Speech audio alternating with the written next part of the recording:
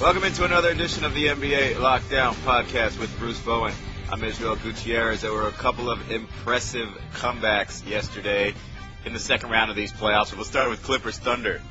10 to shoot. Left side it comes to Collison. Works the baseline. Drives inside. Finds Blake. Leans to the glass. Laid it up off the front rim. Rebound to Ibaka. 6 seconds. Cephalosian backcourt with 4. Gives to Russell Westbrook with 2. A 3 is up. A 3 is off. Tapped up. Too late by Ibaka. Game over.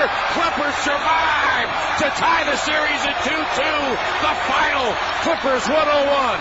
Thunder 99. Unbelievable.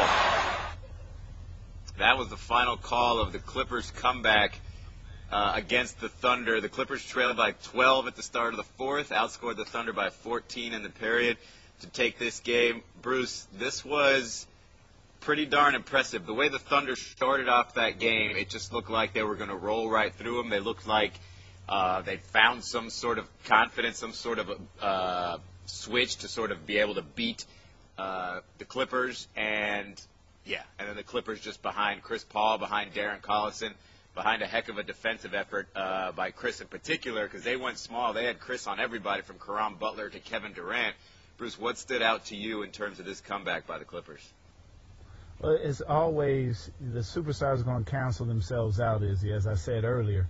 It's Darren Collison. The fact that he has such an impact on this game, and these are the situations that you don't necessarily prepare for as a team. You don't necessarily say, hey, we got to pay attention to what this guy can do as far as changing the momentum, changing the outlook of this game. You know, I give credit to Doc Rivers, not for the victory, but for the willingness to change things up, where he really went with a small group out there.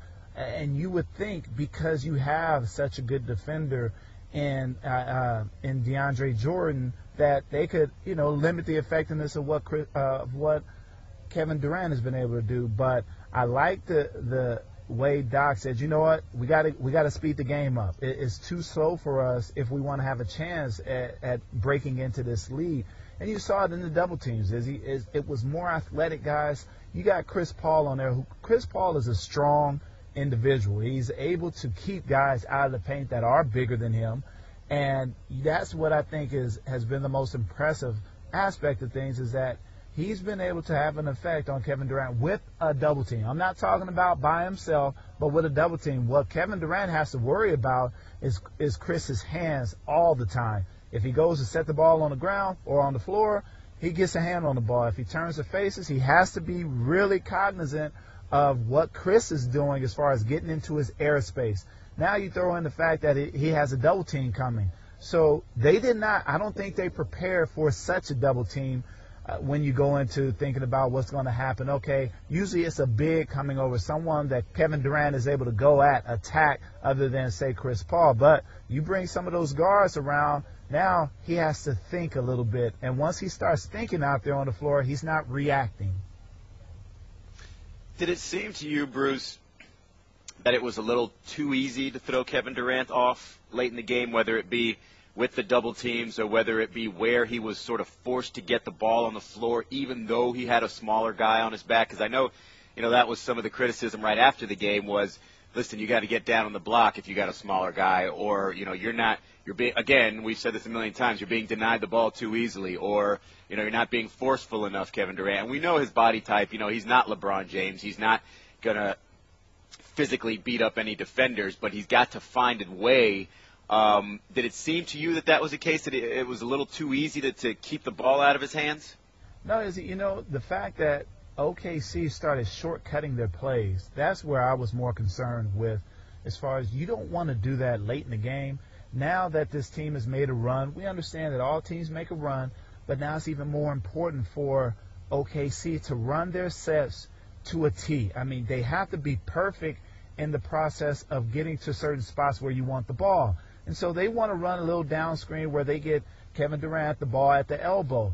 Well, when he's already in motion coming towards the elbow of the free throw line, it's hard for anyone to set a screen there. He's supposed to go down by the basket, almost underneath the basket, and wait for the screen to happen.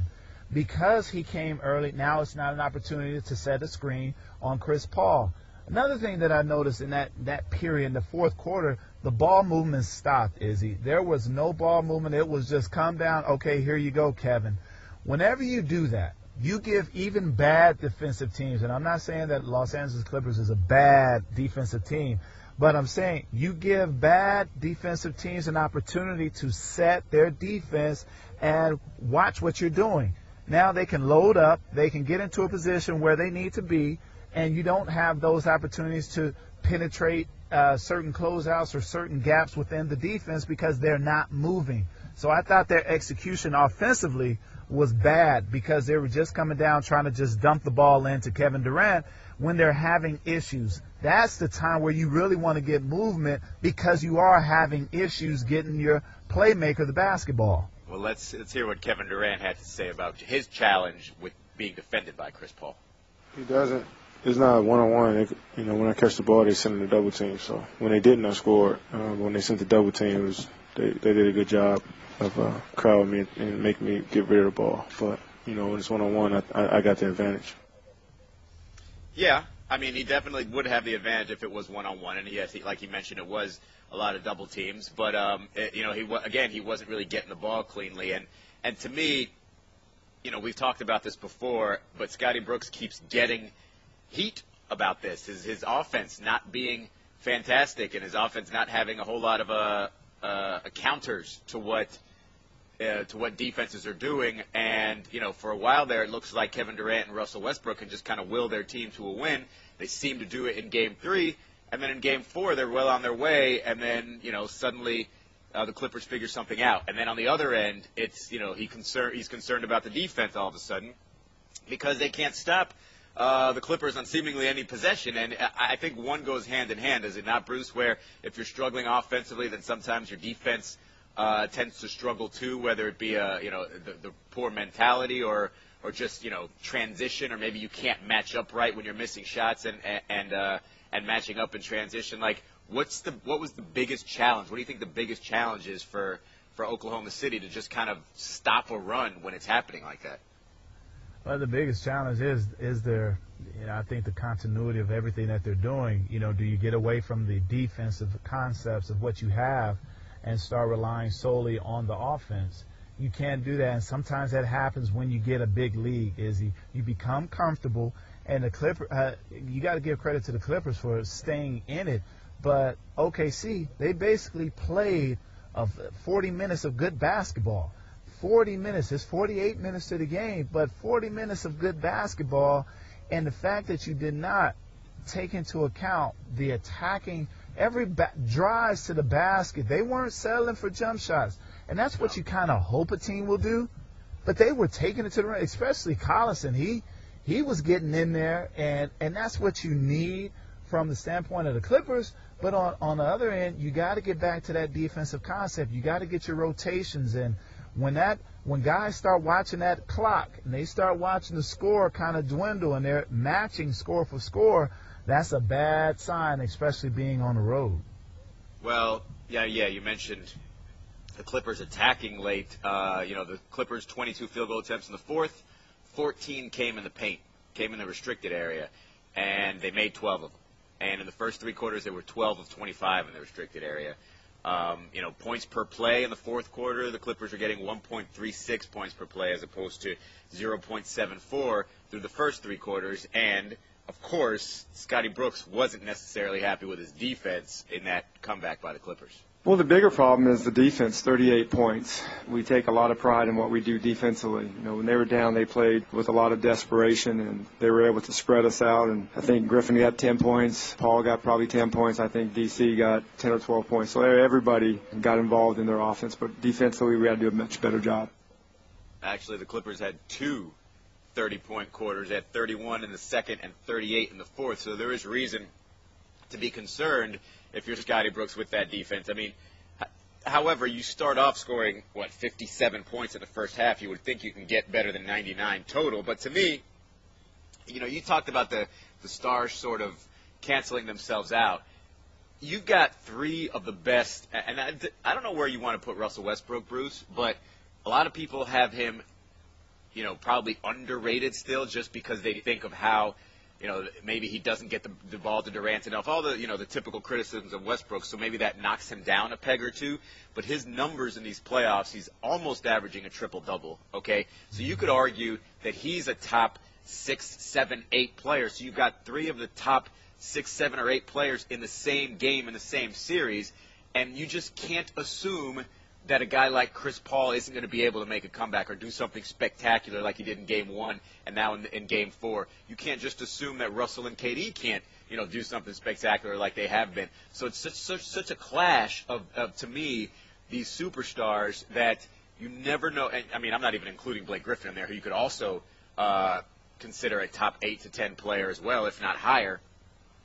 To me, that's what's exciting about this series. That's when, you can talk about Darren Collison and all that stuff and the complementary players, but essentially when these superstars get something in their head, when they decide that they're going to take over a game, when they decide that their impact is going to be felt, it's amazing to see that happen. And with Chris Paul, again, it's one of those situations where you can't forget about him because, even going into this year, most people thought it's Kevin Durant, LeBron James, and the third guy in that mix is Chris Paul. So that's what's exciting to me about this. It's not necessarily just the guys, the complementary players who show up big, because, again, you don't know which one of these superstars is going to sort of enforce his will the most in any given game.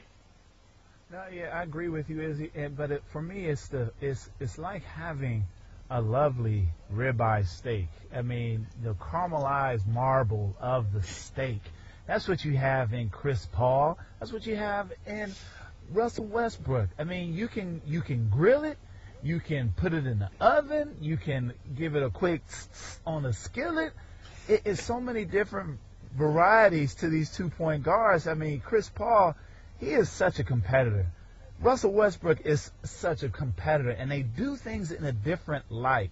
Maybe because Russell's way of getting things done is more choppy, and people don't like that aspect of things, especially being from a point guard that has such a great score on the squad as well, and Kevin Durant. But Chris Paul, his creativity, he can affect the game in a way where both of them put pressure on defense. It's just they do it in a different way. Chris Paul isn't necessarily looking to get to the rim each and every time. He has the ability to pull up in mid-range just as Russell Westbrook does, but Russell is just so ferocious going to the basket.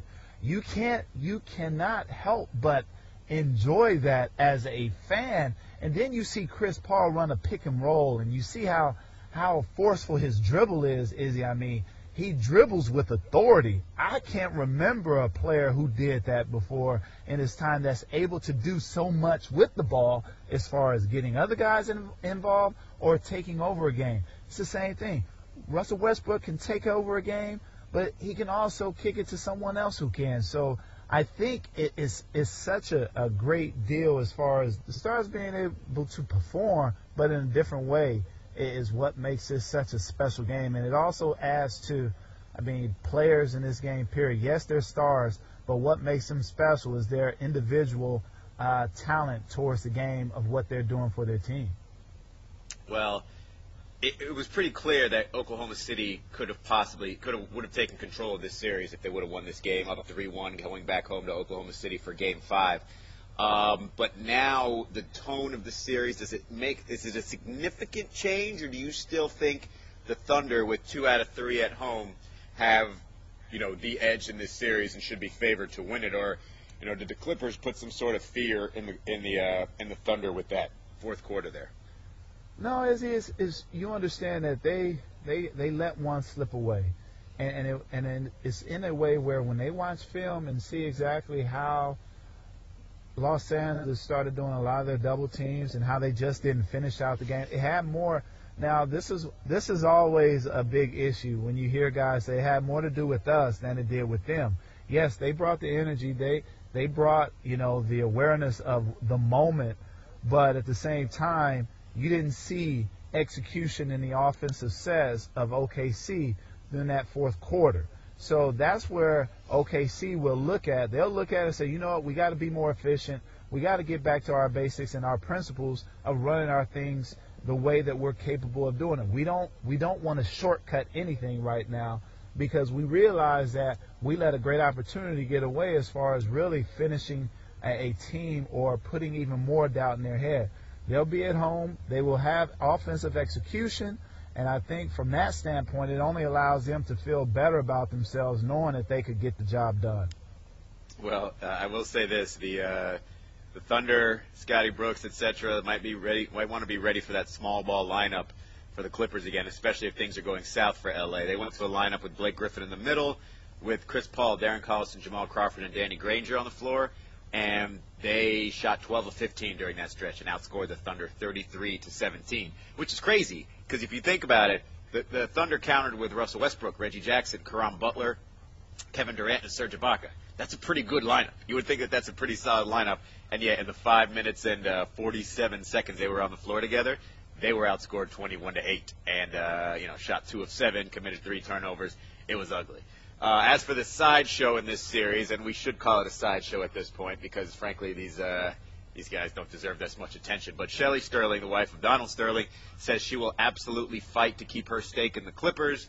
Did an interview with Barbara Walters on ABC. However, the NBA actually put out a statement, said under the NBA Constitution, if controlling owner's interest is terminated by a 3/4 vote, all other team owners' interests are automatically terminated as well. It doesn't matter whether the owners are related, as is the case here. So Shelley Sterling doesn't seem like she has much of a case, but she says she will fight that decision if it's held up against her. Meanwhile, Donald Sterling did an interview with Anderson Cooper, which hasn't aired yet. It will air today. He said, I made a terrible mistake. I'm here to apologize. That's a little bit too late. It's been years and years of this type of action by you. And then he gave the classic racist line, quote, I'm not a racist. But like I said, it seems to be kind of a sideshow right now. Hopefully that does not take over the headlines as it did early on when it happened. And also should be noted that LeBron James agrees with the NBA. It says that nobody in the Sterling family should hold any ownership in the Clippers. And that just goes to show you that if the players as a group wouldn't want that to be the case, and we already know Adam Silver is on their side in this particular battle. So that's a sideshow on that series, but we move on to the Pacers and the Wizards. Yeah, Paul George what he did tonight was special. There's no other way to put it. He's one of the best, probably the best wing defender in the game, chasing a guy that's difficult to guard in Bradley Beal. But to be able to do that for 46 minutes and put up 39, it's just a special performance.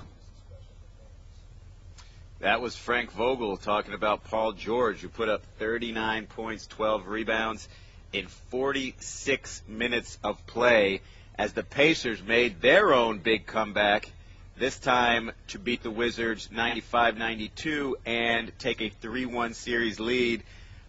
Bruce, we thought the Pacers were in a bit of a coma not too long ago, and then Roy Hibbert kind of wakes up and everybody says, hey, maybe this team has some life in them. And frankly, this team has plenty of life in it. And you saw the way that game started, and you saw Paul George. He sort of did not take a break in the second half, played the entire second half, only rested 2 minutes in the first half, kept telling his coach, I want no part of rest. And he came up huge with this performance. As for the Wizards, in the game that they came off of scoring 63 points, you thought everything was going well for them. Then they kind of went into a little bit of immature, young Wizards mode again down the stretch and help the Pacers come out with a win in this one. Bruce, getting back to Paul George here, all the things that's been happening with this team on and off the court, it seemed like Paul had lost a little bit of credibility in the eyes of people in terms of being able to be a leader, in terms of being able to really be a superstar that carries a team. I said going into the playoffs, he really relishes the playoffs as a moment or as an area for him to prove himself. He recognizes the history of the league. You can be great in the regular season, but unless you're great in the playoffs, nobody's going to really remember you as a great, great player. And it seems like he's really turned it on. He has had a couple of poor shooting games, yes. He's had a couple of games where he hasn't really shown up. But for the most part, in that Atlanta Hawks series, double-doubles left and right. And in this game, when they needed him most, he came up huge with the 39 points and 7 of 10 from three-point range. What's he showing you so far, Paul George? Well, that he is the player that we've always thought he was as far as an up-and-coming superstar in this game. And I say superstar because he does more than one thing for his ball club, whether it's him attacking the basket or taking on the opponent's top scorer or biggest threat against his team. And that's the part where, it just allows so much to go on. He's one of those players that when he locks in defensively, Izzy, it allows his offense to just flow. And it's funny how when guys are worrying about the wrong things at that particular moment, and when guys get back into the mode of the things that they do as far as, not worrying about the offense because it's going to come to them, you see them perform. You saw it with Roy Hibbert. He started talking about, we got some selfish guys. Well, Roy, just do your job, rebound and defend, and everything else is a plus. And we've seen how when he's worried about what he's supposed to do as far as his defensive effort and rebounding and changing shots in the paint, wow, Roy Hibbert starts to look like that all-star that we saw last season. He starts to perform well. But when guys get away from the things that they're supposed to do, it really takes away from their game. But for Paul George, in these types of moments, he realizes just as well as anyone else how important it is for them to get past these teams that they should. Because if things don't go the right way, if they lose to a team that's lesser than what they are, they don't want to sit there and think about that the whole summer. And then everyone else, we start to critique what's going on with this team, just as we have before. But kudos to Paul George for staying with it mentally and understanding that I need to have an effect on the defensive end just as well as offense. But that's why he is who he is. He's the type of player that can do those things, and we saw it yesterday. I don't know if you caught this, but basically when the Wizards had this old man group out there with Andre Miller, Al Harrington, Drew Gooden, all on the floor, that's when they kind of made their run. That's definitely in that second quarter. And, we're up 17 at halftime. And Andre Miller, I know it's a small sample size, and you can, plus minus doesn't really work this way a lot of the times, or, you probably read into it too much in any one game situation. But Andre Miller in his 16 minutes was a plus 18. That means the Wizards outscored the Pacers by 18 points in those little 16 minutes that he was in the game. And he clearly had an impact there with 7 points, 4 assists, and 3 rebounds. And meanwhile, you had John Wall with another poor shooting performance, 4 of 11. Yeah, he had 7 assists, but he had 5 turnovers too. Did you watch that game at all and think, hey, maybe Randy Whitman might want to rely more on that other group? He played Drew Gooden plenty, but maybe go a little bit more to Andre Miller, given that sort of that backcourt that is really responsible for this team is so young and so inexperienced in the playoffs? You run the risk of two things there. You run the risk of losing a player whose confidence is a little shook, I think, in John Wall. I mean, we saw him. He took good shots, in that Chicago series. And in this series, it just seems like that jump shot has started to wander somewhere else. Whereas, it just doesn't look fluid. I mean, you want to be able to see in a player that he's confident in taking the shots that he takes. And I think you run the risk if you don't put him back in and you go with the other guys, you lose him even more so as far as his confidence and him feeling like, he said, I'm an all-star coach, I can help our team out. But if he's not out there, then you have other things to deal with because of the youth and immaturity of the player. And not immaturity as far as being a negative, but just the fact that he hasn't been in that moment so much where he can kind of calm himself down and say, you know what, I've been here before, and I'll get through this as well. So I think you run the risk of two different things there. And it's always great to have a bench to be able to come in and give you a lift. And you saw that with, as you say, the older group of guys, the more experienced guys, what they're able to do. It wasn't like they just blew their socks off with tremendous play and athleticism. No, it was about making the right decisions. It was about, getting off the ball at the right time. It was about getting a hand on the ball. You utilize Al Harrington still being able to break somebody down even at this stage. And it's just unfortunate that, this is the part that I was so cautious of when it came to the Wizards is, will their inexperience show up when they most need experience? And that was definitely the case in D.C. at home, whereas against Chicago, they played lights-out basketball. They showed a different type of maturity out there where it looked as if they had been in the league at least 10-plus years. Well, you mentioned John Wall's confidence. You remember that one play down the stretch where they were down 3, and he gets the ball in the inbounds, and it's just standing there without a defender near him. And you could even see his teammates asking him to shoot the ball from the bench, and he basically waited. Now, he got Bradley Beal came off of a great screen and ended up having an open shot, but it was a catch, turn, and shoot with a late closeout from a big defender, whereas John Wall could have easily just taken his time, lined up the ball, felt the grooves in the ball, and still, put that shot up without much resistance. And that, to me, looked like a guy who wasn't confident, who wasn't ready to be the, Chris Paul type of leader on this team just yet. But, as Paul George said after the game. On that play, he had just hit the 3 before. So that, that's where I'm confused. Like, hey, you just hit this shot. You just hit a 3, That should have done something for you to feel even better about the next opportunity. And yet, again, you could argue that he's doing the right thing as the point guard. You could argue he's running the play. And, again, he got Bradley Beal, a guy who is probably their best three-point shooter, was 2 for 4 yesterday, got him a great shot. So it's hard to, really criticize him for that. But in terms of just the type of approach that you normally see from players in his position, they would normally take that shot. But I'll also say this, and you heard Paul George say after the game, that that team reminds him, the Wizards do, of a couple of years ago where they were just kind of feeling their way through the playoffs and learning what it meant to perform at that level. And, you can see that with some more experience, that team's going to be, especially from that backcourt, that team's going to be really, really good and a force to be reckoned with in years to come. But I thought it was interesting with the Pacers. If you look at what they did, it was so similar to the formula that they had last year.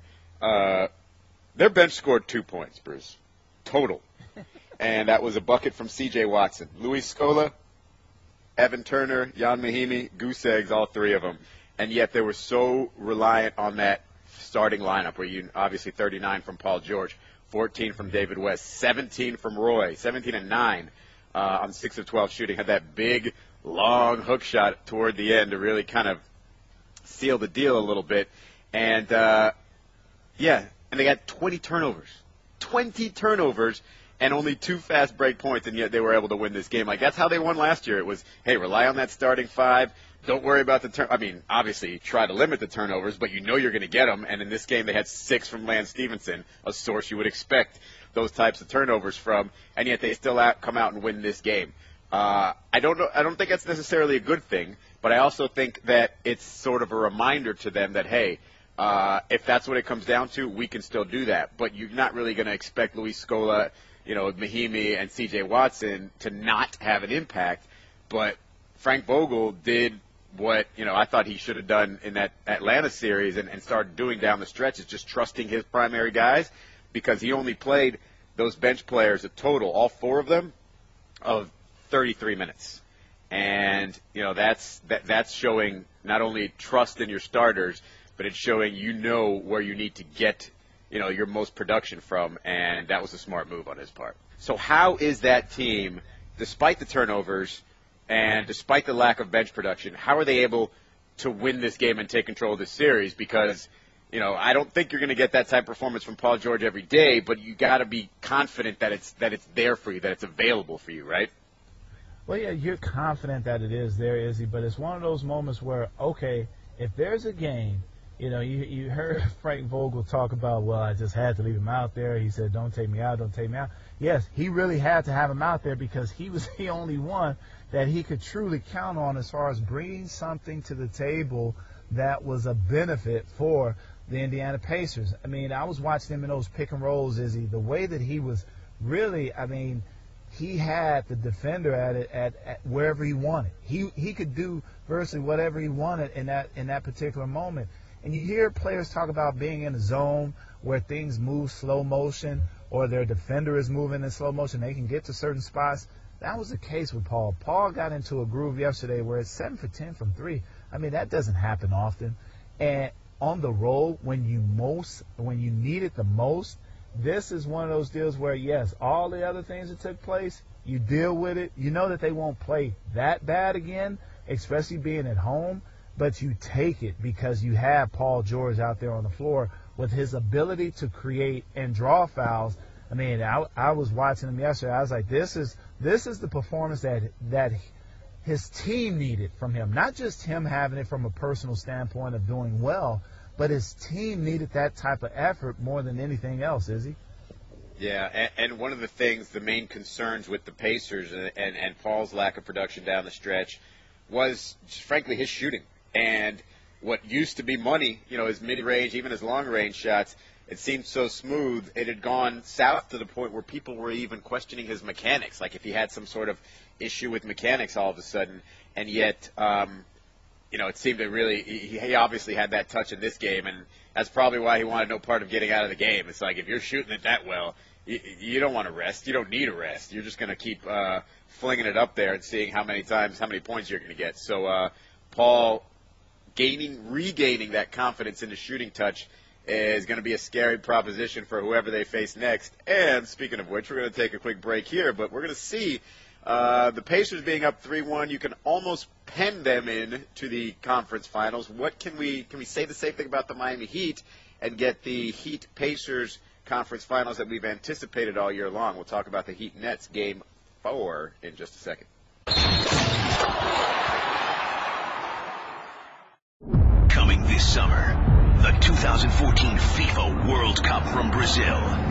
Every goal. The shot, Jonathan scores! The USA leads by 2! Every save. Here's Germany up. Steal. Closer. In the box. The shot is stopped. Every match. Wherever you are this summer, take the FIFA World Cup with you. It's on ESPN Radio and the ESPN Radio app. 2:15 to go. Livingston, no one picked him up. Drives to the hole and throws it down with 2 hands. A defensive breakdown for Miami and another score for Brooklyn. Sean Livingston on that dunk there on the ESPN radio call. That was one of the many problems Miami had in Game 3 against Brooklyn. They couldn't really contain Sean Livingston. They couldn't contain those three-point shooters. They shot 15 of 25, Brooklyn did, from three-point range, and it got away from Miami pretty quickly in that third quarter. Now, Bruce, I thought it was pretty interesting. LeBron comes out with that hot first quarter, 16 points, and you think, okay, he's going to try to take over this game. But we've talked about this before. I think the last time it happened that it really became an issue was when they played in Memphis late in the season in in April. And it was, LeBron was hot, but the offense wasn't. And that's part of the problem is when he starts going and it sort of bogs down the offense and sort of slows down the movement and the player movement and the ball movement. And all of a sudden that free-flowing offense you saw in games 1 and 2 where, Ray can break free for, 32 points in those first 2 games. And you have other guys contributing. All of a sudden it's like, well, if LeBron's not doing it for us and Dwayne's not doing it for us, then we're not getting anything at all. Was that more of a product of what the Nets did, do you think, or was that just kind of Miami Heat falling into some old habits? I think it's more or less both are involved. I think the Nets has something to do with that as far as realizing that, hey, we can't afford to allow LeBron to take over quite like this. And on the flip side, Izzy, it reminds me of when Phil Jackson during the timeout says, now is not the time for Michael. You guys stay involved because sometimes you get guys into watching. They'll watch LeBron do his thing because they don't want to step on his toes as far as what he's doing. They realize that he's their best player. He does so much. And they get into that mode of watching. And it's so hard sometimes, Izzy, to keep guys from just being out there and being spectators as compared to being facilitators of something taking place. When you have a player like LeBron James, and he starts out that way, if anything, it should encourage the other players like, okay, our leader is ready to go. We got to get on that same page. But he's more accustomed, more adept to doing those things because he's the best player. And you have role players around him that sometimes they don't know exactly where to fit in or where they can get in and be a part of the things that are transpiring at that particular moment. So I think it had more to do a little with it's more 50-50, and Miami just, being better. They have to be more aware of their opportunities. They have to be more aware, more detailed into their defense, And if there's ever a time, Izzy, they got to be more solid with their execution. I found this interesting, Bruce. LeBron James, remember during that Charlotte series where he was mic'd up and he told Eric Spoelstra during the game, heck of a coaching move, meaning playing James Jones and, allowing him to make an impact in the game and in the series. And he said it again because James came in late in the game, hit 3 threes. James said it's a space that he provides and his ability to shoot the ball. You can't do both when he's on the floor. You can't help on my drive and try to contest the threes on him. You have to keep an eye on him. We have to find some minutes for him. I don't see why he shouldn't play. He's huge for us when he's in the lineup. He's big time. That can't be something you want to hear from your player if you're the head coach, especially when it's your first loss in 7 playoff games. The way it's just taken when you read it like that, when you read it without having been there in front of him, it's almost like he's questioning Spoelstra when he says something like, I don't see why he shouldn't play. And, I can tell you why he shouldn't play necessarily. I love James Jones, but he's not a great defender. He's not going to be able to limit Paul Pierce or Joe Johnson or, Teletovic for that matter, who can probably do some things against, any Heat defender or a defender like James Jones. So that's reason number 1 why he doesn't play. And reason number 2 is, as much as as a three-point threat he is, he doesn't do that much more. Doesn't rebound necessarily, and if they stick to him on the three-point line and the offense gets bogged down, he can't really break a defense down or anything like that. So there's plenty of reasons not to play him. They haven't played him basically all year long. So I'm wondering what you think when you hear that from LeBron after just 1 loss in the playoffs. No, I understand it's kind of a frustration. There's a need. LeBron is about winning championships. That's all he cares about. And so, yes, he's going to say certain things when he's seen a player be productive, given an opportunity. Sometimes that's all a player needs. And I think the unfortunate part is that you don't have Mike Miller, and Mike did more than just shoot threes. He still understood the game because at one point he was a go-to guy. And so early on in his career being in Orlando, that helped later in his career where even if it's about him shooting threes, he can still make plays. He can still play a little defense and get in there and mix it up rebound-wise. Now, with James, he's never been that kind of player. He's never been a player that can fully understand that the different things that go on being a go-to guy and finding exactly which spots where he can affect the game, even if he's not scoring the 3 ball. And in this particular series, you have more defensive matchups that you want to build your team around, and that's what the Heat are about. They're a good defensive team, and when you necessarily change it up to change it for offense, and you don't necessarily get that offense, Izzy, it can become a problem. But that's the thing where Spoelstra has a vision with this group and with this series.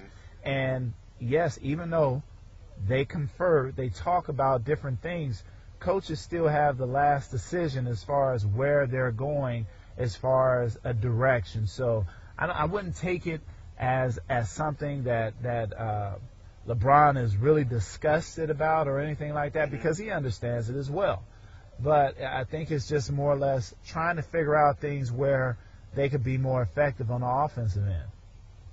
Yeah, and it's not to say that James Jones wouldn't have played anyway. It could be that Eric Spoelstra saw what he did in that, in those minutes in Game 3 and said, you know what, let me put him out there and see what happens. So it's not just as if, hey, LeBron says something and it's going to happen.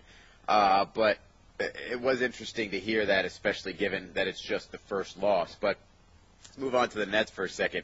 Their three-point shooting in that game was particularly impressive. However, you could argue that, the Heat's defense wasn't necessarily there either. The Nets had 10 uncontested jump shots in the game and made 8 of them, all of them on assists. So that goes to show you that, if the Nets make that extra pass or if it came off of an offensive rebound or something like that, the Heat wasn't necessarily that interested in going on a closeout. They just kind of crossed their fingers that guys would miss. And guys weren't really missing. Like I said, 15 of 25. You had Teletovic, the human heat check. He was 4 of 7 from 3. Joe Johnson was 5 of 7. So Miami's going to need that extra effort. That's part of why they still have a chance. You know, you can't really say, hey, Paul Pierce is going to give you 30. You can't say Joe Johnson is going to be able to take over a game. But when you have that balance where you can have 1, 2, 3, 4, 5, 6 guys offer you three-point shots, that's where the Nets are always going to have a chance, right? And also when you consider that Sean Livingston being the guy that seems like he's sort of, I don't want to say unstoppable, but really the sneakiest in terms of being able to get to the paint. And if you have to double team him, you know, that's when you start with these rotations and everything else. So it seems like that shooting from Brooklyn is what gives them the best chance to stay in this series, no? No, you're right. And, you know, it's funny that you talked about Sean Livingston really having an impact in this series, because of the matchup problems he presents. His length is an issue, and it's just not as, he's able to, as he gets into the paint, once he stretches out, it's nothing anyone can necessarily do once he gets to a certain point. So it's all about them trying to stop him from getting there, but that's when the other players come into play as well. Being at home, when Brooklyn gets into a rhythm, it's really hard to stop them at what they're doing because they have so many different options, whether it's Paul Pierce, Darren Williams, and Joe Johnson. When you have those guys going, and I mean, it just creates opportunities for others, and that's when you get your Thornton getting involved, and Teletovic, his three-point shooting, and it doesn't take much for him to really feel like he's hit 10 in a row when he's only taking 2 shots. So I think that's the thing is, and Sean Livingston is a big part of that. Usually you would think we would say it's Darren Williams, Joe Johnson, or even Paul Pierce being a big part. But it truly is Sean Livingston as far as what he brings to that team. Think about this. They might need to switch up and put maybe LeBron on Sean Livingston and have Dwayne cover either Joe Johnson or Paul Pierce. That's how big of an impact Sean has had on this series in certain spurts. And his length is, and Dwayne said it after game 2, his length is ridiculous. He shoots the shot over Chris Bosh, and it's not even bothered by Chris Bosh's size. So I think Sean might be a very key figure in this series. However, what's your best guess on this game 4? Does the Heat come back really strong and win this one and look like a championship team, or is this one of those series where Miami gets a little nervous? I think the Heat comes back and win this one, especially with the way they played in Game 3. They didn't just, it was disappointing for them, I'm sure, because of the loss, but it wasn't one of those losses where you're like, oh my goodness, who was that team there? And playing close games on the road, I think that's what really determines the character of certain teams. And if you can keep it within a certain number and it's not a blowout, I think that only helps build confidence for the next game, because then it's just minor adjustments. But when you get blown out in the playoffs, it's virtually a situation where you just can't do anything to affect your opponent. So I don't think it's at that stage right now. I think Miami comes back and they get the victory, but more importantly, they make the necessary adjustments via defense and on the offensive end, just being a little bit more patient at times and getting better execution. All right, well, I'm with you there. I think the Heat bounces back and wins this one tonight. So we move on to the least competitive of the 4 second-round series, the Trailblazers and the Spurs. Close out is the hardest. I think our team is ready, but we know Portland's going to come out. They're not just going to let down. They're going to play with a lot of motivation. They got nothing to lose. I'm sure they want to win a game in front of their home crowd. So we're going to have to match that energy and be ready. It'd be great if we can get it and get some rest. That was Tony Parker. With his team up 3-0 in this series, making the Trailblazers look like they have no defense whatsoever. They won their last game 118-103. And, Bruce, I mean, what's going on here? Like, are we seeing a juggernaut of a Spurs team, or is it a Trailblazers team that's just not ready for this level of basketball just yet? Well, I think it's more of the latter. You think about all the things that the Spurs have been through under the current team of Tim, Tony, and Manu. I mean, there's been three championships with Tony and Manu and 4 for Tim. So, I mean, that provides, experience out the wazoo. So when you have that, Izzy, you go up against a younger team that this is really their first time in quite some time in the second round of the playoffs. Now it really exposes the limitations that you have. And one of the biggest exposures that I've seen in this series is the fact that Portland Trailblazers really don't have a bench. They don't have a bench that you're getting production from, especially with Mo Williams being out. It doesn't help their cause of being able to have some type of balance, whereas if they're not getting it from their starting five, where are they getting their points or their production from? Defensively, they're not the best of teams, and so you take that into account against a good team as far as execution is concerned. That's the Spurs. They're going to get what they want at almost any given moment, and it comes from a variety of ways. It comes from different people. It can be Manu Ginobili hasn't had the scoring series that people would rave about, but his impact on the game because of what he does for the San Antonio Spurs as far as getting others involved, it's incredible what he's done. I mean, if he was a hockey player, they'd be talking about all the assists he has. So you have that. You have Tony Parker, who basically had three weeks of rest in April, and he's fresh right now. You see it, the pick and roll play, the jump shots. I mean, he still finishes in the paint. This is one player that even as he's gotten older, his game hasn't changed because of the toll that he's taken on his body. He still attacks the basket. He's one of the best finishing point guards in the game, and he's been that for quite some time. And so you have a fresh Tony Parker now as compared to maybe a little banged and bruised up Tony Parker. And then there's Tim Duncan. Yeah. I mean, the ultimate teammate, the ultimate competitor, the ultimate whatever you want to call him, being in a position now whereas we're not talking about him getting the ball on the block all the time. We're talking about the other things he does and still being effective at it, whether it's him setting the screen and rolling, whether it's him picking and popping, whether it's him, setting somebody up with a dribble handoff. It's all those things that the Spurs have that is just, it's mind-boggling for a young team when normally you go into a series, especially with the one they just came out of, saying, okay, if we can limit James Harden, if we can limit Dwight Howard, we got a chance of winning this. Well, you can say, hey, if we limit Manu Ginobili and his scoring, which they've done, now what? Oh, he's swinging it to Bellinelli. Okay, well, if we can keep Tony out of the paint and make him shoot jump shots, then we got a great chance. No, because he's knocking them down. Well, if we can keep Tim from getting offensive rebounds, keeping possessions alive, and kicking it out to Danny Green, we have a chance. Nope, they haven't been able to do that. Okay, then let's go to the offensive side. Let's give it to LaMarcus. Oh, man, that Thiago Splitter has been doing a fantastic job against him because he matches his athleticism. Okay, here you go, Danny, do your thing. That, by the way. Sorry, Bruce, it was no, but I mean, I was on a roll there, Izzy. But these are the things that you look at. It's like, man, they're not able to necessarily take the Spurs out of things. So they look at their offense.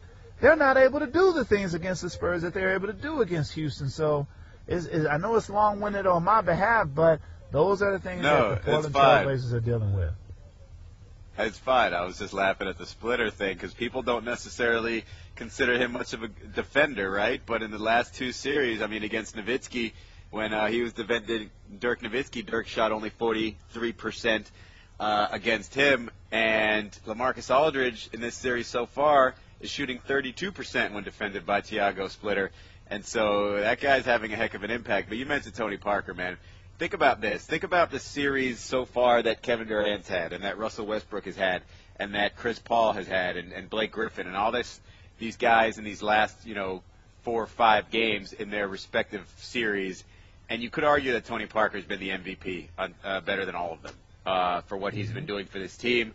How he closed out the Mavericks in Game 7 and how he's just dominated the first 3 games in this series, regardless of whether he's defended by a classic point guard in Lillard or a 2-guard in Matthews or a long Scottie Pippen type guy in Nicholas Batum. Tony Parker's been dominant the entire time. I don't see this going back to San Antonio because As Tim Duncan said, we want our rest, and as you mentioned, Tony Parker looked really good because of that rest. How important, how much of an emphasis is Greg Popovich going to put on closing this thing out tonight? Well, he's not gonna put he never did that with us as players when we had closeout games. The most important thing he said, let's execute and play our style of basketball. So when they're able to do that, that's all the coach can ask for. And that's all you can actually want as a player, to make sure that you give yourself an opportunity to do those things. And if you do, then I think the odds and things are with you as far as getting that victory. If they're able to do that, you're dealing with a young team in Portland. They haven't been able to execute. They haven't been able to get into their stuff. If you're able to take the hit with this young group early on, then they're going to start the process of withering away. And that's where, even though they're at home, it gets ugly. And next thing you know, it's like, man, hey, whatever we've tried, the Spurs have been able to outdo us. And that's when you get the opportunities of coming back home and, not having to worry about anything except watching games. But on the flip side, you can't discredit Portland because they play so well at home. If they are able to get a victory, then you come back home and you try to end it there. Well, I'm going to put this out there, even though I feel like, karma-wise, I'm jinxing myself. But I'm really pulling hard for this sweep, and no offense to Portland. But no team's ever come back from 3-0, so I doubt it's going to happen here. And if San Antonio sweeps, I don't have to go to San Antonio for a Game 5, which it's nothing against San Antonio. It's nothing against traveling out there. It kind of feels like an inevitability, and Game 5 just kind of is going to feel like hey, let's get this over with, and there's just not going to be that much interesting stuff to write. So therefore, I am pulling for the sweep. No offense, Trailblazers. That's going to do it for this edition of the NBA Lockdown Podcast for Bruce Bowen. I'm Israel Gutierrez. We will catch up with you again tomorrow.